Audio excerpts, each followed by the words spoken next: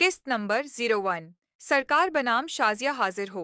पेशकार ने सदा लगाई तो लेडीज पुलिस अहलकार ने हथकड़ी लगी।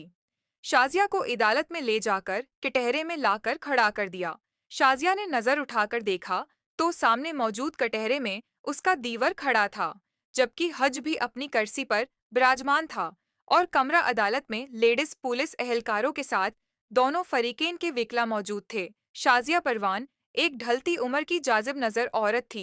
कद 5 फुट 8 इंच, आंखें काली, रंगत सफेद, वजन 17 किलो, बाहें हाथ पर जख्म का निशान। वो मालूमात जो इसको पूली रखते हुए उसका मुलाहजा करते हुए जमा की थीं। शाजिया पर उसके शोहर को कत्ल करने का इल्जाम था। शाजिया के साथ पुलिस ने एक जवान लड़के को भी पेश किया था। नाम था उसका फैसल हमीद। कद 5 फुट 9 इंच, रंगत गंदमी, आंखें ब्राउन, दाएं कान पर कट का निशान। पुलिस के मुताबिक शाजिया ने अपने मुबीना आशिना फैसल के साथ मिलकर अपने शूहर जुबार को गला घोंट कर मारा था। उनके खिलाफ FIR हमीद के छोटे भाई सईद ने दर्ज करवाई थी, जिसके मुताबिक उसकी भाभी शाजिया के फैसल के साथ नाजायज मरासिम थे। और एक दिन जब दोनों अपने बेडरूम में काबिल एतराज हालत में मौजूद थे, तो उसके भाई ने उनको रंगे हाथों पकड़ लिया। और जब उसने शाजिया से उस बाप से मालूम किया, तो उसने फैसल की मदद से हमीद को, जो एक दबला पतला धानपान जिस्म का शख्स था, गला दुबाकर मार दिया था, जिसका ऐनी शाहद उस कहानी का रावी शाजिया का बेटा राखैल था, जिसने ये सब अपनी आंखों से देखा और ये सब फोन करके अपने चचा सईद को बता दिया। शाजिया ने हमीद को मारकर ये मशहूर कर दिया कि वो हार्ट अटैक से मर गया है। लेकिन जब सईद पुलिस को लेकर उसके घर पहुंचा, तो राहैल ने एक बार फिर से सारा वाकया इन लोगों को सुना दिया। शाजिया ने बहुत शूर किया कि राहेल झूठ बोल रहा है, लेकिन पुलिस ने उसकी एक ना सुनी। हमीद की लाश को पुलिस ने कब्जे में लेकर पोस्टमार्टम के लिए अस्पताल मुंतकल कर दिया था, और फैसल को भी उसी शाम उसके एक रिश्तेदार के घर से बरामद करके हिरासत में ले लिया। दूसरे दिन पोस्टमार्टम की रिपोर्ट आ गई, जिसके मुताबिक मकतूल को गला घोंटकर मारा गया था। उसकी गर्दन पर खून जमने का निशान था। शाजिया और राहील पुलिस की तफ्तीश के सामने ज्यादा देर न टुक सके और सारी दास्तां खुलकर बयान कर दी। आज इस केस का फैसला होना बाकी था। जज ने एक नज़र मुल्जमान की जानिब देखा, फिर उसने शाजिया और राहील को उम्र कैद की सजा सुना दी। पुलिस दोनों को लेकर जेल रवाना हो गई। शाजिया के चेहरे पर सजा सुनकर कोई खास परेशानी नहीं था, जबकि राहील सजा सुनकर रोने लगा पड़ा। मेरा नाम राहील है, कॉलेज के दूसरे साल में हूँ। मैं अपने माँ बाप की इकलौती औलाद हूँ। क्यों इकलौता हूँ? उसका जवाब भी उस कहानी में आप को मिलेगा। मेरे वालिद नाम हमीद रोजगार के सिलसिले में बिरोन मल्क होते हैं। उम्मी का नाम शाजिया परवीन है। उम्र 40 के करीब है। एक ही बच्चा पैदा करने की वजह से उनके जिस्मानी खुदूखाल और सेहत किसी जवान लड़की की तरह है। अबा शादी से पहले ही बाहर चले गए थे। शादी पर भी वो एक माह ही यहाँ रहे। अब भी 2 साल में एक माह के लिए आते हैं। अबू का एक ही भाई है, जिसका नाम सईद है। उसका इस शहर में अच्छा कारोबार है, जिसमें अबू का भी हिस्सा है।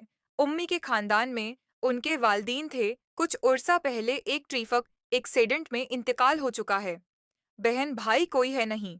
असल में मेरे दादा और नाना आपस में बहुत अच्छे दोस्त थे। दोनों ने दोस्ती को रिश्तेदारी में बदल दिया था। अबू एक शरीफ आदमी है।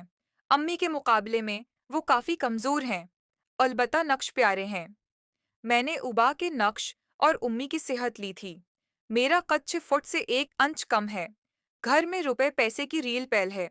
अबू सईद चा के साथ कारोबार से जो मुनाफे मिलता है, उससे हमारा घर चलता है। जबकि अबू की कमाई से उन्होंने शहर में अच्छी जायदाद बना ली है। उम्मी को अबू ने ड्राइविंग सिखा दी है और एक अच्छे मॉडल की गाड़ी उम्मी के जेर इस्तेमाल रहती है। मैंने भी कॉलेज आकर ड्राइविंग सीख ली है, लेकिन कॉलेज आने जाने के लिए मोटरसाइकिल रखा हुआ है। गाड़ी ज्यादा त्रामी के इस्तेमाल में रहती है। अम्मी मुकम्मल हाउस वाइफ हैं, जो माली आसवदगी और खुशहाली की वजह से उनकी चेहरे से लाली झलकती है। उन्होंने एक लेडीज जम ज्वाइन किया हुआ है। कॉलेज तक तालीम याफ्ता हैं। घर में काम के लिए एक उधेड़ उम्र मुलाजमा रखी हुई है। अलबत्ता खाना खुद बनाती हैं। ये किस्सा शुरू होता है उस वक्त से जब मैं स्कूल में पढ़ता था। एक दिन स्कूल ऑफ होने की वजह से मैं जल्दी घर आ गया। गर्मी के दिन थे, दोपहर तोपी हुई थी, हर सो धूप का आलम था। मैंने घर की बेल बजाई। उम्मी ने दरवाज़ा नहीं खोला। हमारी मुलाजमा सुबह जल्दी आकर 11 बजे तक काम करके घर चली जाती थी। उस वक्त उम्मी घर में अकेली होती थीं। जब कुछ देर दरवाज़ा ना खुला तो मैंने दोबारा बेल दी। मैं धूप और गर्मी की वजह से पसीने से शराबू हो चुका था। ऊपर से बुखार की वजह से मजीद गर्मी लग रही थी। दूसरी बार बेल देने के 10 मिनट बाद उम्मी ने दरवाज़ा खोला और मुझे देखकर चौंक गए। तुम जल्दी कैसे आ गए? मैंने कहा, बुखार की वजह से छुट्टी लेकर आ गया। मैंने जब उम्मी की तरफ देखा तो उनकी हालत कुछ उस्तरी कए हुए, अच्छे ड्रेस, हल्का मेकअप और पर फ़ेवम लगाकर बन ठन कर रहती थी। लेकिन इस वक्त वो बिल्कुल इसके बराकस दिखाई दे रही थी। उनके हर वक्त बने सुनूरे बाल बुरी तरह बिखरे हुए थे और कमीज भी सलाटों से पर थी। उनके होंठों पर लगी लपसटक गायब थी, अलबत्ता कुछ निशान उनके गालों पर दिखाई दे रहे थे। वो नंगे पांव थीं और मैंने जब गौर किया तो उन्होंने शलवार भी अल्टी पहनी हुई थी। मैंने उनसे पूछा, अम्मी आप ठीक तो हो ना? ये क्या हालत बना रखी है? वो मैं नहाने जा रही थी, तुमने बेल दी तो जल्दी में बाहर आ गई वाशरूम से। उम्मी आपने शलवार भी अल्टी पहन रखी है। मैंने अंदर आकर उनकी शलवार की जानिब इशारा किया। आहो हाँ बताया तो है कि नहाने लगी थी, जल्दी में अल्टी पहनकर आ गई। चलो तुम फरेश हो जाओ जब तक मैं नहा लूं। मैं अपने कमरे में जाकर बैग रखकर वाशरूम घुस गया। अभी मैंने वाशरूम का दरवाज़ा बंद ही किया था कि मुझे लगा शायद बाहर का दरवाज़ा खुलकर बंद हुआ हो। साथ ही किसी के तेज तेज कदमों की आवाज़ सुनाई दी। मैंने सोचा कौन आया है उस वक्त, जबकि अम्मी तो नहाने चली गई हैं। तो दरवाज़ा किसने खोला और बंद किया? इस इल्झन में मुब्तला होकर मैंने फरेश होकर यूनिफॉर्म उतारा और बाहर आकर देखा। कोई भी नहीं था। मैं उम्मी के बेडरूम में गया तो वॉशरूम का दरवाज़ा बंद था और अंदर से पानी गिरने की आवाज़ आ रही थी। मेरी नज़र उम्मी के बेड पर पड़ी। बेडशीट बुरी तरह बखरी हुई थी। कमरे में अजीब से बो फैली हुई थी, जो मेरी समझ में बालातर थी। यकदम मुझे फ़ोन की बेल सुनाई दी। मैंने आवाज़ की समत देखा तो बेड की तरफ से आवाज़ आ रही थी। मैंने जाकर देखा तो सरहाने के नीचे से मोबाइल की बेल बजने की आवाज़ आ रही थी। मैंने सुरहाना उठाकर देखा तो एक स्मार्टफोन पर अनजान नंबर से फ़ोन आ रहा था। वो मोबाइल उम्मी का नहीं था, क्योंकि उम्मी का फ़ोन तो मैं पहचानता था। मैंने फ़ोन उठाकर कॉल रीसो कर ली। दूसरी तरफ से आवाज़ आई, डार्लिंग मैं अपना फ़ोन जल्दी में तुम्हारे बेडरूम में भूल गया हूँ। जब राहील चला जाए बाहर तो बता देना, उस नंबर पर फ़ोन करके आ जाऊंगा लेने। एक लड़का मेरी तरफ से फ़ोन रिसीव करते ही बोलता चला गया। कौन बोल रहा है? मैंने पूछा। मेरी आवाज़ सुनते ही दूसरी तरफ से कॉल काट दी गई। मैंने उसी नंबर पर कॉल करने की कोशिश की, लेकिन जब तक फ़ोन का पैटर्न लॉक हो चुका था, अभी मैं वहां खड़े फ़ोन हाथ में उठाए खड़ा सोच ही रहा था कि क्या करूं कि यकदम वॉशरूम का दरवाज़ा खुला और उम्मी बाहर निकलें। वो नहा चुकी थीं और अपना ड्रेस बदलकर बाहर आ रही थीं कि मुझे वहां देखकर बोलें, क्या हुआ, यहाँ क्या कर रहे हो? मैंने पूछा, अम्मी, अभी थोड़ी देर पहले कौन आया था? जब मैं वॉशरूम में था, मैंने देखा। मेरी बात सुनकर आमी का रंग एकदम फक हो गया और वो घबरा गईं। फिर संभलकर बोले, को कोई नहीं, कोई भी तो नहीं। वैसे ही तुम्हें बुखार की वजह से दिमाग में गर्मी चढ़ गई है। जबकि अम्मी झूठ बोल रही थीं। कोई तो था, जिसके जाने के बाद अम्मी ने दरवाज़ा बंद किया, जो अपना मोबाइल जल्दी में उम्मी के बेड के सुरहाने के नीचे भूल गया था। मैंने कहा, अगर कोई गया नहीं था तो यह मोबाइल किसका है जो यहाँ भूल गया है और अभी उसने कॉल करके यह बात की है? मैंने उम्मी को सारी बात बता दी।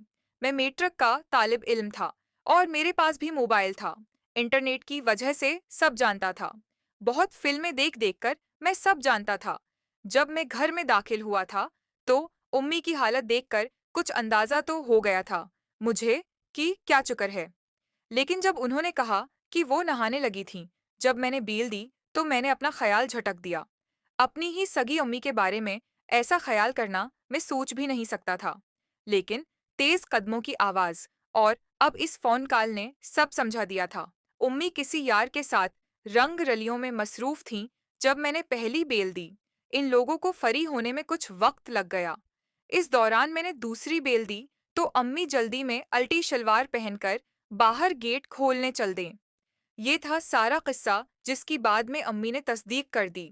मेरी बात सुनकर उम्मी ने अपना सिर झुका लिया और कुछ न बोली। मैंने कहा, बताएं, ये किसका फोन है और कौन था वो जो मेरे वॉशरूम में जाने के बाद तेजी से बाहर निकला और अपना फोन यहाँ भूल गया।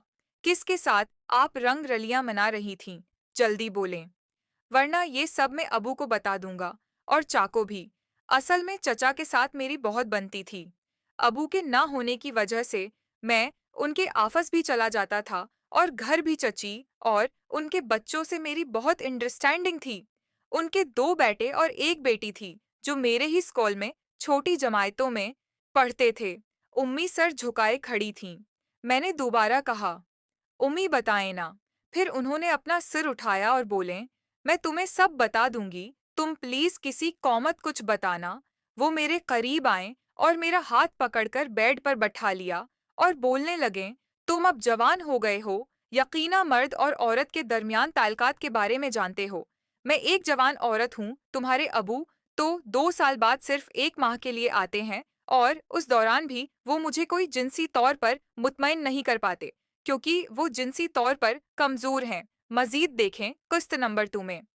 मोहतरम नाजरीन और सामीन, इस कहानी का बकिया हिस्सा अगली आने वाली वीडियो में अपलोड किया जाएगा। अगर वीडियो अच्छी लगी हो तो हमारे उस यूट्यूब चैनल को सब्सक्राइब कीजिएगा और वीडियो को लाइक कीजिएगा और बेल आइकन पर ज़रूर क्लिक कीजिएगा ताकि न्यू अपलोड होने वाली वीडियो का नोटिफिकेशन आपको टाइम पर मिल सके। शुक्रिया।